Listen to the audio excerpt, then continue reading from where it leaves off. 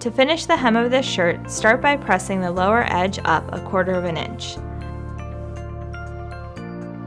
Since this shirt has a slit at the hem, we need to finish the side as well. To do this, fold the hem with the right sides together, the depth that you want your finished hem to be, at all 4 sides. Sew here using a 5/8 inch seam allowance and clip the corners.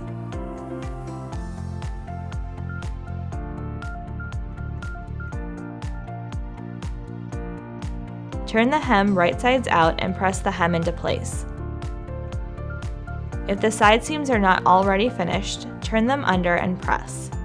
Now that everything is pressed, we are going to stitch here along the hem and side seams to finish the edge. You could also do this by hand if you did not want visible stitching.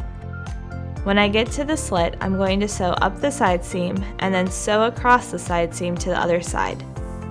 This stitching will prevent the slit from tearing. And that's how you sew a hem on a machine.